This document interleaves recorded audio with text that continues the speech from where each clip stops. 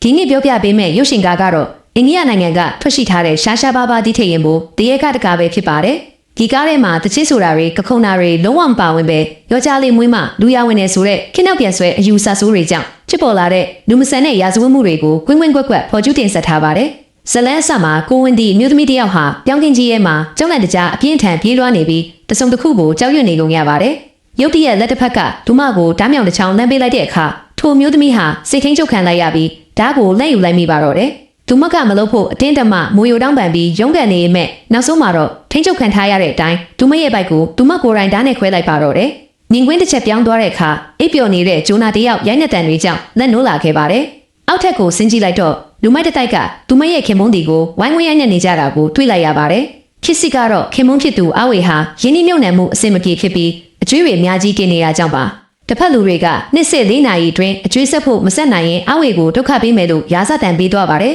လက်တလုံးမှာငွေရှာဖို့အချိန်မလောက်တာကြောင့်နေမယားနှစ်ယောက်ညတွင်ချင်းထွက်ပြေးဖို့ဆုံးဖြတ်လိုက်ကြပါတယ်အိမ်တော်ထိန်အဖိုးကြီးဝန်ကသူ့ရဲ့ဇာတိရွာမှာခဏသွားဖို့နေဖို့အကြံပေးပါတယ်အဲ့ဒီနေရာကခေါင်းလုံးတာကြောင့်တာမန်လူတွေရှာတွေ့ဖို့မလွယ်သလိုသူ့မိမကလည်းကိုဝင်ဒီဂျိုနာကိုစောင့်ရှောက်ပေးနိုင်မယ်လို့ဆိုပါတယ်မကြခင်မှာပဲသူတို့လိုရခီးကိုရောက်ရှိသွားပြီမဲ့ပြောင်းကင်ကြီးတစ်ခုကိုဖျက်သွားရဦးမှာဖြစ်ပါတယ်အဖိုးကြီးဝန်ကကားရက်ဖို့နေရသွားရှာနေတော့အဝေကဂျိုနာကိုခေါ်ပြီးကြိုသွားနေပါတယ်ဂျိုနာကဒီနေရာမှာဖုန်းလိုင်းတောင်မမိကြောင်တတိထားမိလိုက်ပါတယ်အဝေကတော့ဒါကပိုကောင်းတဲ့အကျွေးရှင်တွေလက်ရှာလို့မတွေ့နိုင်တော့ဘူးလို့ဆိုပါတယ်ခါကြတော့သူတို့နှစ်ယောက်ကွင်းပြင်တစ်ခုကိုရောက်လာပြီးရှေ့မှာလမ်းခွဲတွေအများကြီးပေါ်လာတာကြောင့်အဝေလည်းဗလန်းကိုရွေးရမှန်းမသိဖြစ်နေပါတယ်ဂျိုနာကတော့စာချုပ်ရုပ်ညွှန်ပြထားတဲ့လမ်းတိုင်းတွားတင်တယ်လို့ထင်ပါတယ်အဝေကဂျိုနာကိုခဏဆောင်ခိုင်းပြီးသူကိုယ်တိုင်လမ်းရင်တွားကြည့်ဖို့ထွက်သွားပါတယ်ဂျိုနာတယောက်ထိုင်ဆောင်ရင်အိပ်ပျော်သွားရကနေပြန်နိုးလာတော့မိုးတောင်ကျုံနေပါပြီသူမကြောက်လန့်နေပေမဲ့မတက်တာတဲ့အစုံအဝေကိုလက်ရှာဖို့ပြောင်းကင်းငယ်ကိုဝင်လာခဲ့ပါတယ်ဘလောက်ကြာလမ်းလျှောက်မိတယ်မသိပဲနောက်ဆုံးမှာအိမ်အိုကြီးတစ်လုံးကိုတွေးလိုက်ရပေမဲ့လူမရှိပုံမှာပဲဒါပေမဲ့အိမ်နောက်ဘက်ကနေစကားပြောတန်တွေကြားလိုက်ရတာကြောင့်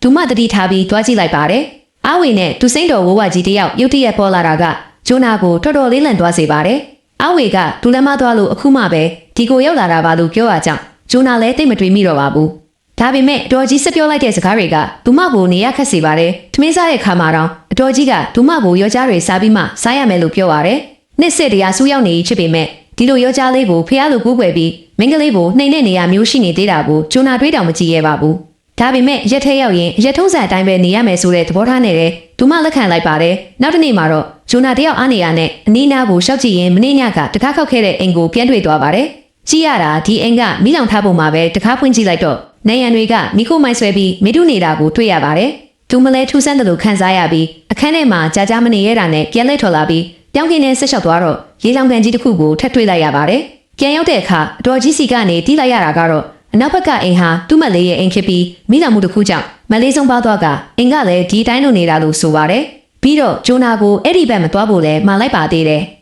နေ့ရောက်တော့အဝေကဒီမှာဆက်နေလို့မဖြစ်တော့ကြောင်းသူမြုပ်ပြန်ပြီးအလုံးလုံးကအကျွေးဆက်ဖို့ပိုက်ဆံဆူရမယ့်အကြောင်းဂျိုနာကတော့ကိုဝင်ရှိလက်ရှိနေပြီမို့ဒီမှာပဲစိတ်ချလက်ချကြံခဲ့ဖို့ပြောလာပါတယ်။ဂျိုနာလည်းမတက်တာပဲလက်ခံလိုက်ရပါတယ်။နောက်တနေ့မိုးလင်းလို့အဝေထွက်သွားတဲ့အခါထူးဆန်းတဲ့ကိစ္စတွေတစ်ခုပြီးတစ်ခုစတင်ဖြစ်ပွားပါတော့တယ်။အဲ့ဒီနေ့မှာပဲဂျိုနာကအိမ်ဘဝမှာထူးဆန်းတဲ့မျိုးသမီးတစ်ယောက်ကိုတွေ့လိုက်ရပါတယ်။အဲ့ဒီမျိုးသမီးကစကားတစ်ခုမှမပြောရဲထင်းခွဲနေပြီးဒုမရဲ့ဘိုက်ပေါ်မှာရှည်ရတဲ့ဒဏ်ရာယူကြီးတစ်ခုရှိနေပါတယ်။အန်တာစရာကောင်းတာကပုံမှန်ဆိုသဘောကောင်းတဲ့အတော်ကြီးကအဲ့ဒီမျိုးသမီးကိုဆဲဆူချင်းမောင်းနေရပါပဲ။အတော်ကြီးပြုတ်ပြချက်ရအဲ့ဒီမိမကသူ့ချွေးမယူဟွာဖြစ်ပြီးလွန်ခဲ့တဲ့နှစ်အနည်းငယ်ကကလေးတေမွေးရကနေဘိုက်မှာအမာရွကြံခဲ့တယ်လို့ဝမ်းနေလုံးလို့စကားဖြစ်ပါပြောင်းသွားခဲ့ရလို့ဆိုပါတယ်။သူ့သားကလည်းဒေါသထွက်ပြီးမြို့တဲ့အလုံးလို့သွားတာနှစ်ပေါင်းများစွာကြာသည့်အထိအတော်ကြီးနဲ့မတွေ့ရတော့လို့ယူဟွာကိုမြင်တိုင်းဒေါသထွက်နေရတာဖြစ်ပါတယ်။ညဘက်ရောက်တော့ဂျိုနာချန်နဲ့လမ်းလျှောက်ဝေတုံးကလေးစုတယောက်ကတကားရှိကခေါင်းလောင်းကိုလာလုပ်ပါတယ်။လက်ကြည့်လိုက်တော့လူမရှိတော့ပါဘူးခဏနေတော့နောက်ထပ်ကလေးတယောက်ကတခြားတစ်ဖက်ကခေါင်းလောင်းကိုလာလုပ်ပြီး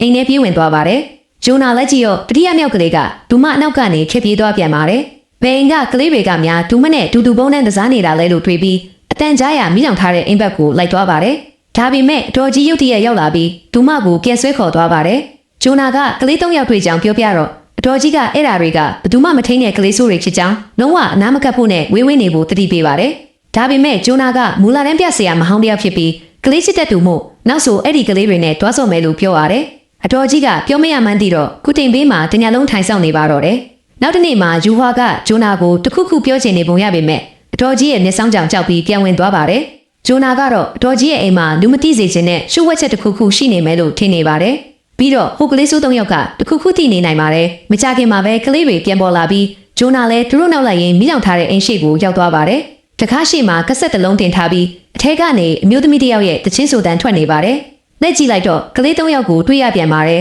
အနားသွားကြည့်မလို့လုံတုံးသူတို့တွေကရုတ်တရက်ဒူမနောက်ဘက်ကိုရောက်နေပြန်ပါတယ်ဒီကလေး3ယောက်ကတိတိတာတာကိုထူးဆန်းနေပေမဲ့ဂျိုနာကတတိမထားမိရဲ့ကဆက်လေးကိုဆွဲပြီးလက်ရှာနေတော့အတော်ကြီးရောက်လာကကဆက်ကိုလူပြီးပြောင်းခင်းငယ်သွင်းပစ်လိုက်ပါတယ်ဂျိုနာအရန်တော်သက်ထွက်သွားပြီးအတော်ကြီးရဲ့သဘောကောင်းခြင်းရောင်ဆောင်တာတွေကအတူရောင်နေပါလို့ဆွဆွဲလိုက်ပါတယ်ယူဟွာပေါ်ဆက်ဆန်တဲ့ပုံစံကသာသူ့ရဲ့စစ်မှန်တဲ့စိတ်ကပ်ပဲလို့ပြောလိုက်ပါတယ်ဒါပေမဲ့အတော်ကြီးကနင်းလဲယူဟွာလို့ဖြစ်ချင်လို့လားလူပြန်မေးလိုက်တာကြောင့်ဂျိုနာကြောင့်သွားပါတယ်တော်သေးတာကနိုင်ရောက်တော့အာဝေပြန်ရောက်လာပြီးသူမကအာဝေကိုအတော်ကြီးတယောက်တနေကုန်ကပီယဆန်ဆန်စကားတွေပြောနေတာကြောင့်ဒီမှာဆက်မနေခြင်းတော့ကြောင့်ပြောပါတယ်အတန်ကြာပူစားပြီးနောက်အာဝေကဒီကနေထွက်သွားဖို့သဘောတူလိုက်ပါတယ်ဒါပေမဲ့နှစ်ယောက်သားတကားဝဲရောက်တာနဲ့အဖိုးကြီးဝန်ကအာဝေကိုတုံးနဲ့ရိုက်ပြီးတတိမေ့သွားစေပါတယ်ဂျိုနာလည်းအတော်ကြီးရဲ့ဆေးကြောင့်မိသွားပါတယ်သူမပြန်နိုးလာတဲ့အခါအဖိုးကြီးဝန်လင်မယားနှစ်ယောက်ထူးဆန်းတဲ့ရတရားတစ်ခုလုံးနေကြတာကိုတွေ့ရပြီးသူမကိုဘာလို့လိုက်မှန်းမသိလိုက်ပါဘူးပြီးတာနဲ့အတော်ကြီးကသူမကိုကုတင်မှာကျိုးရုပ်ပြီးဇလန်တပုတ်ပြောပြပါတယ်လွန်ခဲ့တဲ့နှစ်တွေတုန်းက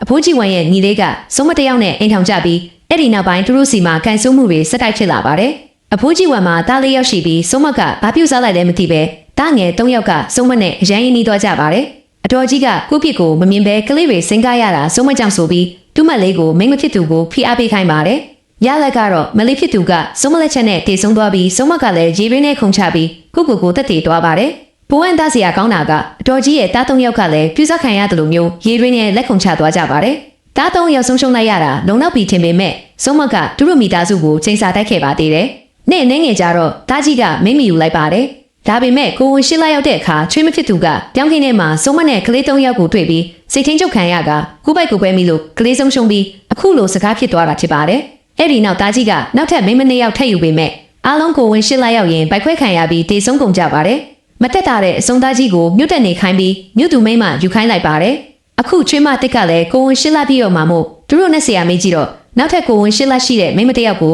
ဒီအိမ်မှာ3ရက်တိတိတစ်ယောက်တည်းနေခိုင်းပြီးအသက်ရှင်အောင်နေနိုင်ခဲ့ရင်ချိန်ဆပြဲမယ်လို့ဆိုပါတယ်ဂျိုနာကအဲ့ဒီအတွက်အသင့်တော်ဆုံးလူဖြစ်နေတာပါပြောပြတာနဲ့အတော်ကြီးထွက်သွားပါတယ်ဂျိုနာလည်းစီးရှိန်ကြောင့်အိပ်ပျော်သွားပါတယ်အဲ့ဒီအချိန်မှာပဲကြောက်စရာကောင်းတဲ့တရေလက်ကြီးတစ်ဖက်ကလူမပိုက်ကိုလာကင်ပါတယ်နောက်တနေ့ဂျိုနာပြန်လို့တော့ဘိုက်ပေါ်မှာလက်ရကြီးတစ်ခုပေါ်နေတာကိုနားမလည်နိုင်အောင်ဖြစ်သွားပါတယ်ကလေး3ယောက်ပြန်ပေါ်လာပြီးဂျိုနာဘိုက်ထဲမှာမိန်းကလေးရှိကြောင်းသူတို့မိန်းကလေးတစ်ခါမှမမြင်ဘူးလို့မွေးလာရင်တူတူကစားကျင်ကြောင်းပြောပြီးပျောက်သွားကြပြန်ပါတယ်အခုဆိုဂျိုနာအတိပြန်ဝင်လာပြီးအတော်ကြီးတို့မိသားစုရဲ့ရည်ရွယ်ချက်ကိုရင်းမိသွားပြီးမို့ဒီမှာဆက်နေလို့မဖြစ်တော့ပါဘူးသူမပြောင်းခင်းထဲကနေထွက်ဖို့ကြိုးစားပေမဲ့ကလေး3ယောက်နဲ့အမျိုးသမီးကိုခဏတွေ့နေရပြီးသူတို့ရေလောင်ကန်ထဲခုန်ချပြီးတက်တည်တဲ့နင်ကွင်းကိုပါမြင်အောင်လာပါတယ်အင်ကောင်မိုးပေါ်တက်ကြည့်တော့လာတော့ကတွေ့ခဲ့တဲ့စာချုပ်ရုပ်ကိုနှမ်းမြင်လိုက်ရပါတယ်မကြခင်စာချုပ်ရုပ်ရှိတဲ့ကွင်းပြင်ကိုရောက်သွားပြီးမမိတလောက်လမ်းခွဲတစ်ခုကိုရွေးလိုက်ပေမဲ့လမ်းပိတ်ကြီးဖြစ်နေပါတယ်မတက်တာပဲပြန်လှည့်လာပြီးအဝစ်စစ်စစ်ရှာကရှောက်ခဲ့သမျှလမ်းကိုနေအောင်ဆွဲမှတ်ပါတယ်ဒါပေမဲ့ဘလို့မှထွက်ပေါက်ရှာမရပါဘူးဒီလိုနဲ့သူမဖြစ်မှန်ကိုမြင်အောင်လာပါတော့တယ်တကယ်တော့စုမလို့အခုတ်ခံရသူကတဘောကောက်လုံးလို့ကလေး3ယောက်ကခင်ရွယ်ကြတာဖြစ်ပြီးဘာပြူစားမှုမှမရှိခဲ့ပါဘူးသူမမိန်းကလေးကိုဝင်ရှိနေတာကြောင့်ယောက်ျားဖြစ်သူကမလိုလားပဲနှိပ်စက်တာကိုခံခဲ့ရတာပါယောက်ျားလေးမှလူချင်းတဲ့စိတ်ချေကန်ကြောင့်လူမဆန်တဲ့အိမ်တွင်းကြမ်းဖက်မှုတွေချစ်ခဲ့ရပါတယ်ကလေး3ယောက်ကသူတို့တော်ကိုကာကွယ်ဖို့ဓားမြောင်တစ်ချောင်းပေးထားခဲ့ပါတယ်ရုံးရင်ဆန်ခတ်ဖြစ်ရင်ယောက်ျားဖြစ်သူချော်လဲပြီးစုမလက်ထဲကဓာတ်နဲ့ထိုးမိကတေဆုံးသွားခဲ့တာပါဒါကမတော်တဆမှုစစ်ဖြစ်ပေမဲ့အတော်ကြီးတို့မိသားစုကတော့လူသက်တယ်လို့ဆွဆွဲပါတယ်ဒါရီဟာစုမကသူမကိုတိစေခြင်းနဲ့အမှန်တရားတွေဆိုတာဂျိုနာနားလည်လိုက်ပါတယ်ဒါပေမဲ့အပြစ်မရှိတဲ့ချွေးမတွေနဲ့ကလေးတွေကိုဘာလို့တက်ရတာလဲဆိုတာတော့နားမလည်နိုင်သေးပါဘူးအိမ်ပြန်ရောက်တဲ့အခါဘိုက်ပေါ်ကလက်ရာကကြီးလာပြီးသူမနာကျင်လို့လူလိမ့်နေအောင်မှာပဲမိလောင်ထားတဲ့မျိုးသမီးတည်းပေါ်လာပါတယ်ဝေဝါအမြအာယုံထဲမှာကလေးလက်သေးသေးလေးကိုမြင်လိုက်ရပြီးကလေး3ယောက်ကလည်းဒီတက်လေးကိုဝမ်းကျင်နေကြပါတယ်မိလောင်ထားတဲ့မျိုးသမီးကကလေးကိုသူမထက်တောင်ပို့ပြီးဥဆိုင်ပြီးကာကွယ်ပေးနေပါတယ်တကယ်တော့ဟိုတုန်းကဝမီသားစုကစုံမကိုတက်စီလောင်မိရှုတက်ဖို့ကြိုးစားခဲ့ကြပြီးမိလောင်ရုံမှာပဲစုံမကတမိမိန်းကလေးတယောက်ကိုမွေးဖွားခဲ့တာဖြစ်ပါတယ်ဂျိုနာပြန်နိုးလာတဲ့အခါသူမပိုက်ကပူမနေတော့ပဲပျောက်သွားတာကိုတွေ့လိုက်ရပါတယ်ရေလောင်ကန်ဘက်ကိုတွားကြည့်လိုက်တော့အဖိုးကြီးဝန်တို့မိသားစုကမိန်းကလေးမွေးတာကိုမလိုလားလို့ကလေးကိုရစပူစော်ဖို့กินနေကြပါတယ်လူတွေထွက်သွားတော့ဂျိုနာရေလောင်ကန်နဲ့ငုံကြည့်လိုက်ရာစွပစ်ခံထားရတဲ့မိန်းကလေးလောင်းတွေအများကြီးကိုတွေ့လိုက်ရပါတယ်ဒီနေရာကလူတွေရဲ့ယောက်ျားလေးကိုပဲလူချင်းတဲ့စိတ်ကဘလောက်တောင်ကင်းထန်ပြီးစိုးရလဲဆိုတာတွေးကြည့်လို့ရပါတယ်နေဝင်းတစ်ချက်ပြောင်းပြီးဂျိုနာရဲ့ဘိုက်ကပြန်ကြည့်လာပါတယ်ဒါရီအားလုံးကစုံမကဒုမကိုမြင်စေခြင်းနဲ့အရာတွေပါဒ ဒါပေမဲ့အခုထိသူမနားမလည်နိုင်သေးတာကစုံမကဘာလို့အဖြစ်မရှိတဲ့ချွေးမတွေနဲ့ကလေးတွေကိုတက်ရတာလဲဆိုတာပါပဲနောက်ဆုံးမှာစုံမကသူမကိုရှာတွေ့သွားပြီးဓာတ်မြောင်တစ်ချောင်းပေးကသူမပိုက်သူမခွဲဖို့ထိန်းချုပ်ပါတော့တယ်သူမအသေးလဲတောင်းပန်ပေမဲ့စုံမကပိုတော့သက်ထွက်လာပါတယ်ငင်ကွင်းတစ်ချက်ပြောင်းပြီး၃ရက်ပြည့်သွားတဲ့အခါအတော်ကြီးတွေများအိမ်ကိုရောက်လာကြပါတယ်ခင်မွန်းဖြစ်သူအားဝေလည်းပါလာပြီးဘာဖြစ်ခဲ့မှန်းမသိတဲ့ပုံစံနဲ့ဂျိုနာကိုခေါ်ထုတ်ဖို့ပြင်ပါတယ်ဒါပေမဲ့ဂျိုနာကမလိုက်ပဲအဖိုးကြီးဝန်လင်မယားကိုစုံမနဲ့ကလေးကိုဘာလို့တက်ခဲ့လဲဆိုပြီးမိကုန်းထုတ်ပါတော့တယ်အတော်ကြီးကစုံမကသူ့မလေးနဲ့ကလေးတွေကိုတက်ခဲ့ရလို့ပြောပေမဲ့ဂျိုနာကိုလိမ့်လို့မရတော့ပါဘူးမက်လေးကမတော်တဆတေဆုံးခဲ့တာဖြစ်ပြီးသူတို့ကသာစုံမကိုအရှင်းနဲ့လည်းမိရှုတက်ခဲ့တာဖြစ်ကြောင်းစုံမကစိတ်ကခိုင်မာစွာနဲ့ကလေးမွေးခဲ့ပေမဲ့သူတို့ကရစပူစော်ခဲ့ကြောင်းရုပ်ပြက်ဆင်းပြဖြစ်သွားတဲ့စုံမကဝမ်းနေပြီးတက်တည်ခဲ့ကြောင်းကလေး၃ယောက်ကလည်းသူတို့တော်နဲ့ကလေးကိုကဲချင်းစိတ်ဆိုပြီးတေဆုံးခဲ့ရကြောင်းဂျိုနာကအကုန်ပြောချလိုက်ပါတယ်အတော်ကြီးကစုံမချိန်စာကြောင့်ချွေးမတွေနဲ့ကလေးတွေတေရတာလို့စက်ညင်းပေမဲ့ဂျိုနာကအမှန်တရားကိုသိနေပါပြီတကယ်တော့စုံမကဂျိုနာရဲ့ဘိုက်ကိုခွဲခါနေမှာဂျိုနာကမိခင်တယောက်အနေနဲ့ကတိပေးပြီးစုံမရဲ့ဘဝဖြစ်စဉ်မှန်ကိုကဘာကတိအောင်ချပြမယ်လို့ပြောခဲ့တာကြောင့်စုံမကလက်လျော်ပြီးအမှန်တရားကိုပြခဲ့ရပါစုံမကဝမီသားစုရဲ့ယောက်ျားလေးမှလူချင်းနဲ့အစိုးရစိတ်သက်ကိုမုန်းတိတာပါချွေးမတွေကိုအမှန်တရားဖွင့်ချစေခြင်းပေမဲ့သူတို့ကကြောက်လန့်ပြီးဘာမှမလုပ်နိုင်တာကြောင့်ဝမီသားစုမျိုးဆက်ပြတ်သွားအောင်ကလေးတွေကိုခွဲထုတ်ပစ်ခဲ့တာဖြစ်ပါတယ်ဒါပေမဲ့ချွေးမတွေကိုတကယ်တက်ခဲ့ရကတော့ဝမီသားစုပါပဲသူတို့ကကိစ္စတွေပေါက်ကြားမှာကြောက်လို့လူသက်နှုတ်ပိတ်ခဲ့ကြတာပါ